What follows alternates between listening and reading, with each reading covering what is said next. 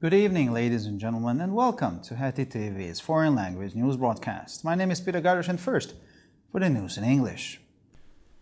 The Minister of National Security, Itamar Ben-Gvir, went up to the Temple Mount on Tuesday, accompanied by a large police force. It was the first time the party leader had visited the Temple Mount as a member of the government.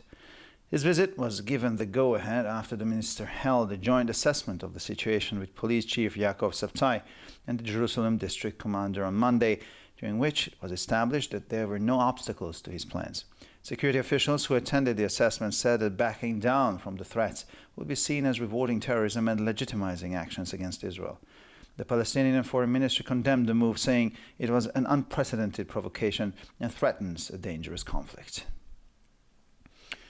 Israeli Prime Minister Benjamin Netanyahu's planned visit to the United Arab Emirates next week has been postponed, and several Muslim countries, including Jordan, have protested over Israel National Security Minister Itamar Ben-Gvir's visit to the Temple Mount on Tuesday morning. The news portal of the Yediot Ahronot newspaper Ynet reported this on Tuesday. Following Ben-Gvir's visit to the Temple Mount, Netanyahu's first foreign trip to the UAE, previously scheduled for next week, was expected to be postponed until later in January. Officials at the Prime Minister's office denied to the newspaper that there was any connection between Ben-Gvir's visit on Tuesday morning and a delay in the trip to the Emirates, saying it was only for logistical reasons. A new Ukrainian law allows the government to block websites that have not registered as official press organs. President Volodymyr Zelensky signed the law after it was approved by the parliament. Journalist advocacy groups say that the new law undermines press freedom. The European Federation of Journalists has also issued a statement on the law. They say the law is contrary to the freedom of the press as accepted in Europe. The Ukrainian parliament has been working on a new media law since 2019. At the time, Zelensky instructed the legislature to draft a bill to this effect. Earlier stages of the legislative process reportedly included much stricter versions of the law. The legislation had even been criticized by the legal department of the Ukrainian parliament. On Tuesday, the new U.S. Congress, the country's bicameral legislature, was formed with a Republican majority in the lower house and a Democratic majority in the upper house. The 118th U.S. Congress was elected by U.S. citizens on the 8th of November. Members of the lower house, the House of Representatives, are elected for 2 years, making it a completely renewed body, while members of the upper house, the Senate, are elected for 6 years, so elections are held every 2 years for about a third of the Senate seats. In the 118th Congress, of the 435 seats in the House of Representatives, 222 are held by Republican politicians, 212 by Democrats, and 1 seat is vacant following the death of the elected Representative Democrat Ronald McCain of Virginia in November. In the 100-member Senate, the Republicans formally have more representatives with 49 senators, while the Democrats have 48 senators, and the 3 senators who officially register as independents are politicians affiliated with the Democratic Party. And finally, for the weather, clouds will thicken in the evening and rain is possible in certain places. Tomorrow the forecast is for mostly cloudy, then only partly cloudy weather. The temperatures will average around 2 to 4 degrees Celsius in the morning and 10 to 13 degrees Celsius in the afternoon hours. For further news, please visit our websites at www.hetitv.com or breuerpress.com. Thank you for your attention. So much for the news in English, and now for the news in German.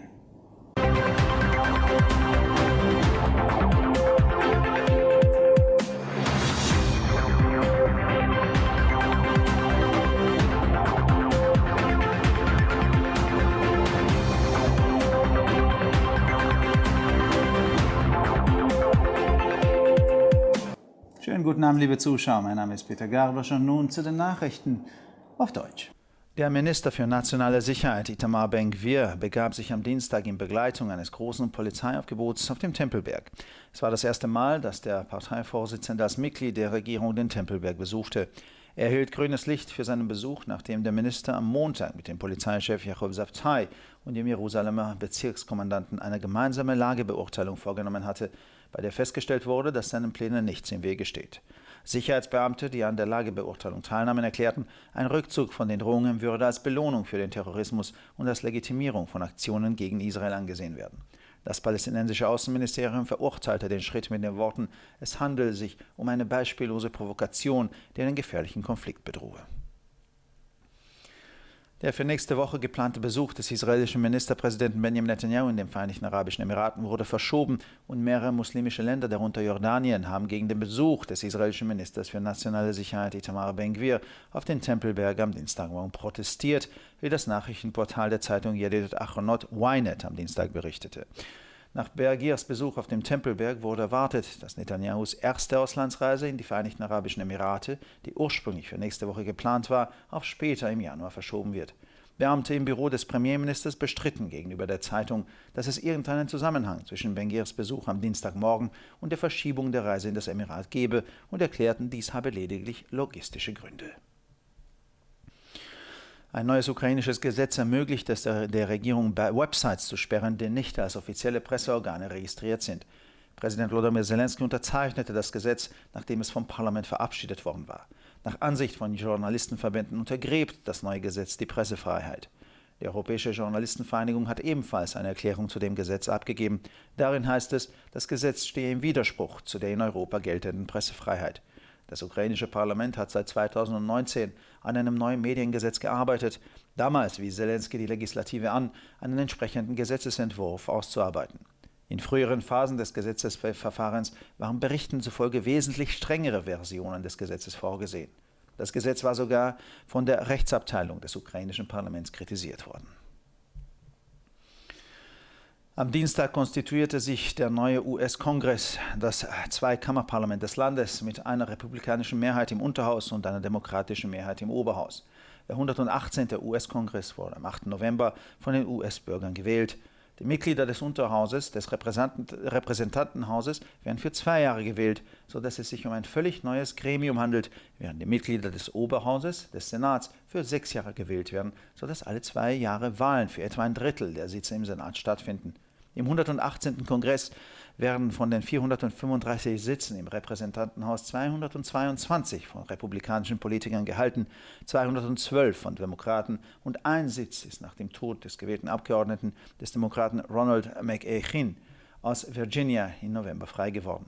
Im 100-köpfigen Senat stellen die Republikaner mit 49 Senatoren formell mehr Vertreter, während die Demokraten 48 Senatoren stellen und die 3 Senatoren, die sich offiziell als Unabhängige registriert lassen, Politiker sind, die der Demokratischen Partei angehören. Und schließlich zum Wetter. Am Abend werden sich die Wolken verdichten und es kann stellenweise regnen. Morgen ist es meist bewölkt, dann nur stellenweise bewölkt. Die Temperaturen liegen bei durchschnittlich 2 bis 4 Grad am Morgen und zwischen 10 und 13 Grad am Nachmittag. Für weitere Nachrichten besichtigen Sie bitte unsere Webseiten www.hettitv.com sowie www.breuerpress.com.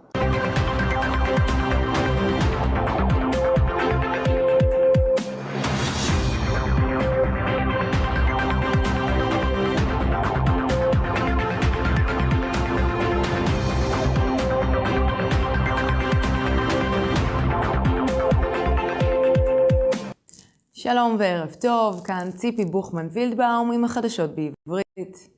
השר לביטחון לאומי איתמר בן גביר ממפלגת עוצמה יהודית עלה ביום שלישי להר הבית מלווה בכוח משטרה משמעותי. זו הייתה הפעם הראשונה שראש המפלגה ביקר בהר הבית כחבר ממשלה. ביקורו קיבל אור ירוק לאחר שהשר ערך ביום שני הערכת מצב יחד עם מפקד המשטרה ומפקד מחוז ירושלים יעקב שבתאי. במהלכה נקבע כי אין מכשולים לתוכניתו. גורמי ביטחון שהשתתפו בהערכת המצב סברו כי נסיגה עקב איומים תגרום לתגמול לטרור ולגיטימציה לפעולות נגד ישראל. משרד החוץ הפלסטיני גינה את המהלך ואמר כי מדובר בפרובוקציה חסרת תקדים שמאיימת על פריצת סכסוך מסוכן. ביקור המתוכנן של ראש ממשלת ישראל בנימין נתניהו באיחוד האמירויות בשבוע הבא נדחה, ומדינות מוסלמיות רבות בהן ירדן מחו נגד ביקורו של השר לביטחון לאומי הישראלי איתמר בן גביר בהר הבית ביום שלישי בבוקר. כך דווח בפורטל החדשות של ידיעות אחרונות ynet ביום שלישי. לאחר ביקורו של בן גביר בהר הבית, נסיעת החוץ הראשונה של נתניהו לאיחוד האמירויות שתוכננה במקור לשבוע הבא נדחתה למועד מאוחר יותר בינואר. גורמים בלשכת ראש הממשלה הכחישו בפני העיתון כי יש קשר בין ביקורו של בן גביר ביום שלישי בבוקר לבין עיכוב הנסיעה לאמירויות. לטענתם, לדחייה יש רק סיבות לוגיסטיות.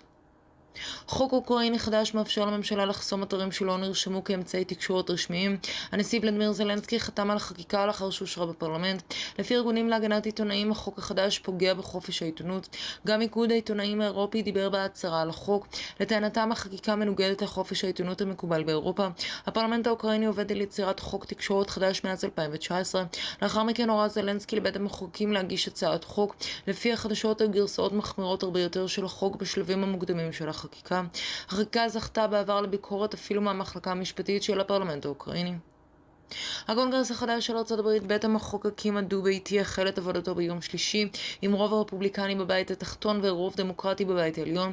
הקונגרס ה-118 של ארצות הברית נבחר על ידי האזרחים האמריקאים ב8 בנובמבר. חברי הבית התחתון ובית הנבחרים נבחרים לשנתיים, כך שהוא חודש לחלוטין. בעוד חברי הבית העליון, הסנאט נבחרים ל6 שנים, ולכן עורכים בחירות לבערך שליש מהמושבים בסנאט כל שנתיים. בבית הנבחרים של הקונגרס ה-118, מתוך 435 מושבים, 222 מהם של רפובליקנים, 212 של דמוקרטים, ומושב אחד פנוי לאחר שהנציג הנבחר, הדמוקרט רונלד מקיין, פוליטיקאי מווירג'יניה, נפטר בנובמבר. בסנאט המונה 100 חברים, יש לרפובליקנים רשמית יותר נציגים, שכן יש להם 49 סנאטורים, בעוד שלדמוקרטים יש 48 סנאטורים, אך 3 הסנאטורים הרשומים רשמית כעצמאים הם פוליטיקאים המזוהים עם המפלגה הדמוקרטית. ועכשיו נעבור תחזית מזג האוויר. שכבת העננים תתעבה לאחר ערב, גשם צפוי פה ושם. מחר צפוי להיות קודר ברבור ולאחר מכן מעונן מאוד. טמפרטורות יהיו בין 2 ל-4 מעלות בבוקר ובין 10 ל-13 מעלות אחר הצהריים. לחדשות נוספות, אנא בקרו באתרי האינטרנט שלנו, etitv.com או broyerpress.com. עד כאן החדשות, תודה שהייתם איתנו ושיהיה המשך ערב נעים.